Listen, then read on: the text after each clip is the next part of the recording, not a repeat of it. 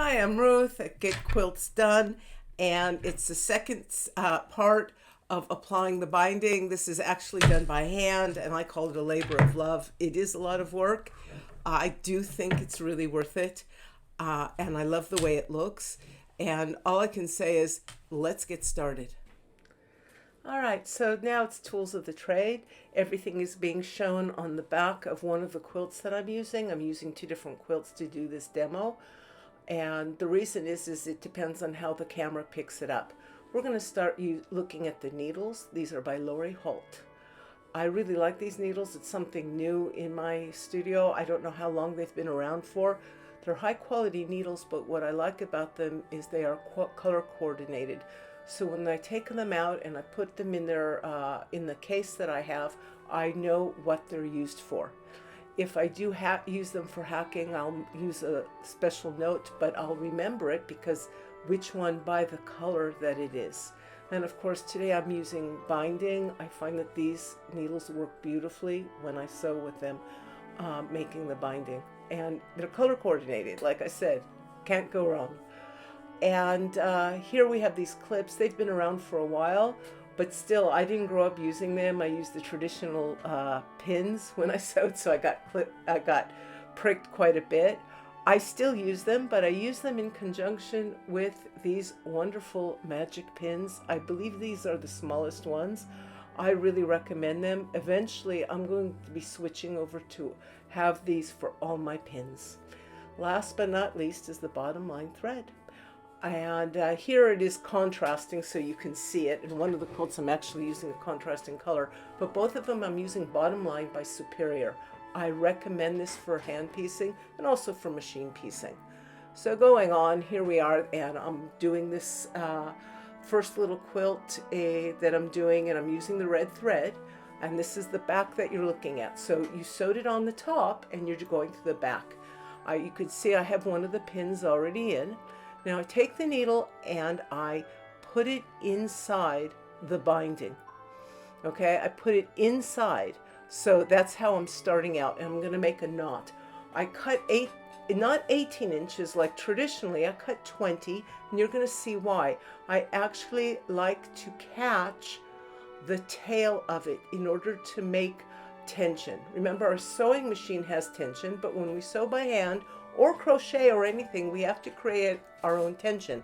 I take the tail and I grab it. Okay, I grab it with my thumb, so I just press on it. Okay, that's how I'm grabbing it, between the binding and my thumb.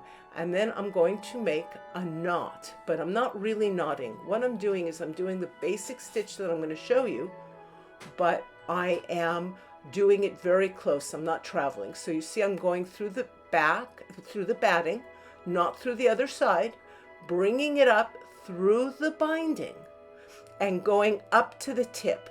So none of that thread you're going to be able to see.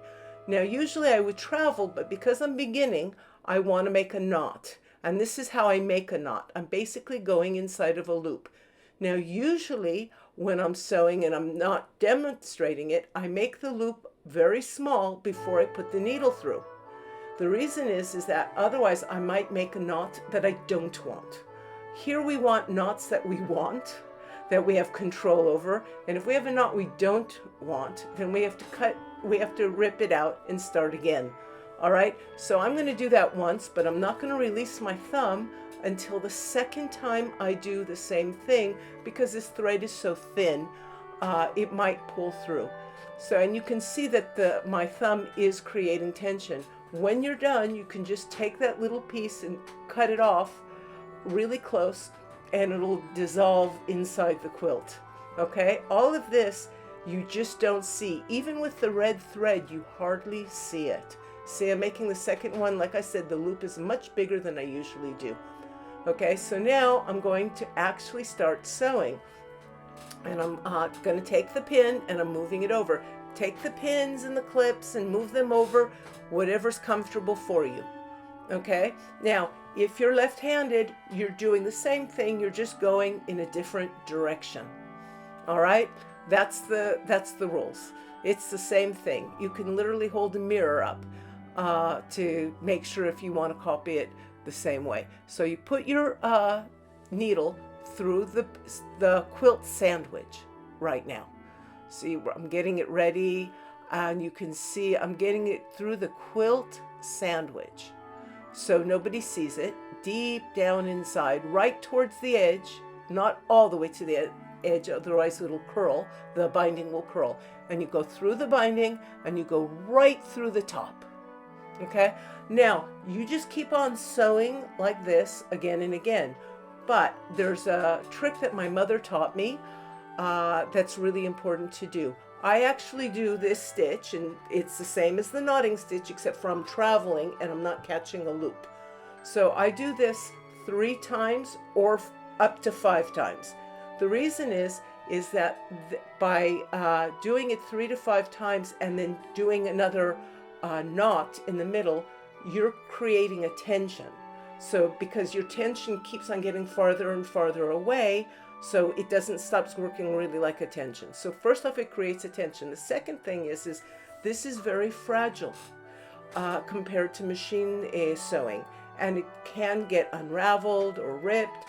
And when you go to fix it, or if it's with somebody else and they want to go to fix it, you literally have to fix a bigger piece or sometimes all of it.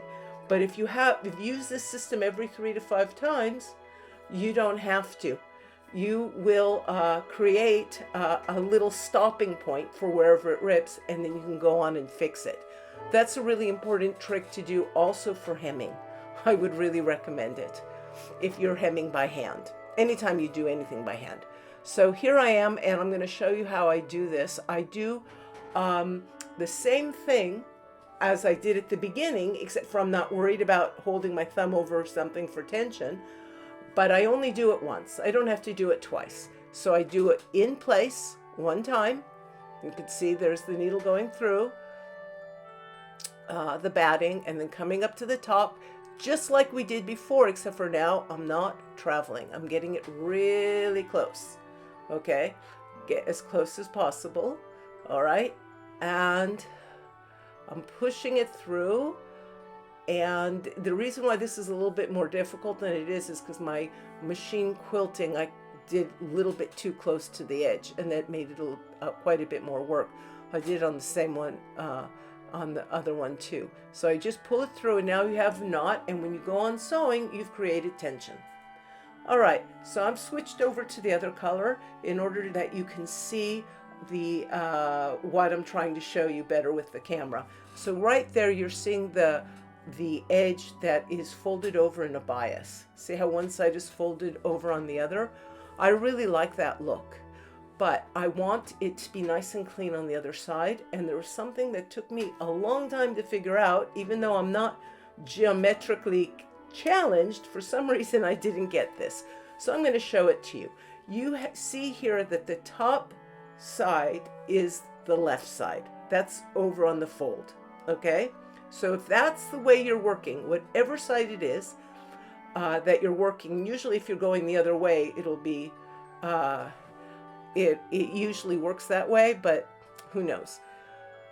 So you fold it over that side first. So the top side is the bottom side on the other side of the quilt. Okay? So if you sewed it on top first and then flipped it over, it'll start with the bottom, the top, whichever side is above. All right, so now I just put in the clips because it makes it easier to work with. And of course, I move these clips around once I start putting and moving things around. Once I start sewing, for convenience sake, I do move them around quite a bit.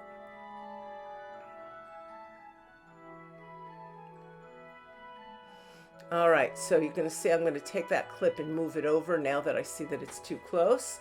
Now I'm going to take on the left side, because we've already showed you that the right side is up, and I move my thumb not all the way to the edge, but kind of towards the edge, and see how it folds over really nice?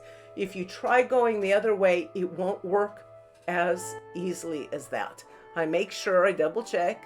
I don't know why, but because, obviously. So I double check again. Who knows? Maybe I'm just too nervous.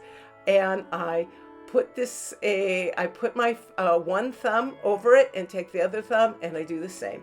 Okay, right there, I show you again. Just push it, put it in, and there it is. And you have a really nice looking corner now, a really nice looking corner. And I take a pin, and I put a pin in going away from how I'm sewing. Okay, that's it. But I put it in at an angle going from that way. I find that that's easier to work with once I get it in. See, there it is. Now, I'm going to begin to sew again. I'm back to sewing, and I'm doing the regular invisible stitch that I showed you. But as I get closer to the edge, I'm going to be making smaller and smaller traveling stitches as I go on in order to get it to line up. So and I'm also, by doing that, I'm strengthening it a bit. So I'm pulling it out, and you can see I'm just sewing and doing the same method, nothing different. And when I'm ready, and when I'm right towards the edge, I'll show you how I bring it up and I go into right there. You see the corner? I'm going on the real tip of the top fabric, okay? The top folded fabric over, I'm doing it right at the tip, okay? And then I'm going to do the original knot that I've shown you a few times, that I do the regular stitch as tiny as possible. I bring it up and put my needle through the loop. And I do this twice because I want it to be really flush against the other side, and that will keep it from nicking on something and tearing, okay? And like I always say, I don't use this method for quilts that you're going to be cuddling up with, especially not for kids. I don't use this method at all because I need something a bit more strong. But for a bedspread or a table runner, this is fine, okay? So, and there you go. And now I'm ready to start traveling, to start moving ahead, okay? And I am just now finishing off. You could hardly see it. I have, I'm going to switch over in the middle because you can see a lot better what I'm doing. But when I get to the end of a thread where it's too short, or I'm finishing the quilt, I'm actually putting the last stitch, I'm going to do twice what I showed you how to. I'm tying off the same way I tied on. You can see there was the second loop going through, but instead of going through the binding, I go through the quilt sandwich, and I make sure either by my finger or I look at it, yeah, that you don't see the thread on the other side. So it just dissolves, and when you trim it back, you won't be able to find it. So it just disappears in there, and it's beautifully made. There you go. This is what I call excellence. I don't try to go for perfection, or I'll never finish a quilt.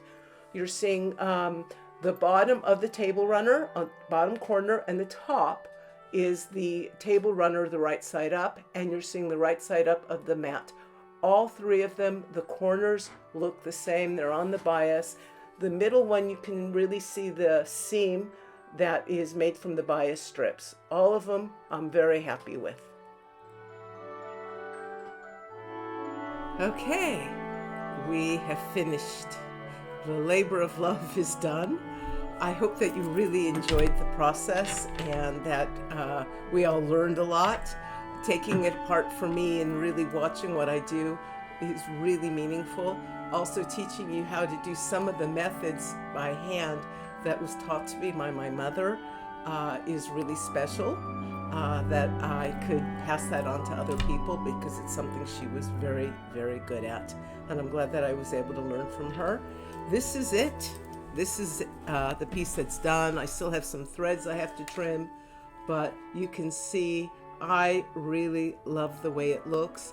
And because of the way I changed the way I make the bias strips ahead of time, I actually picked binding that I probably wouldn't have picked otherwise. And that really means a lot to me. If you bring in the camera, you can see right there what it looks like.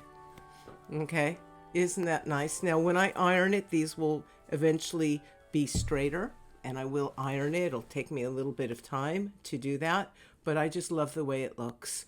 All right, so if you like it, subscribe, and you'll see other methods that we're going to do. 2 other methods of applying the binding, the same width binding, and it'll look very different. And of course, it'll be a lot quicker. And these are the methods that I recommend. The next methods are, well, what I recommend for a quilt that's going to have a lot of use to it, because they're just more durable. And they're also pretty. All right, bye.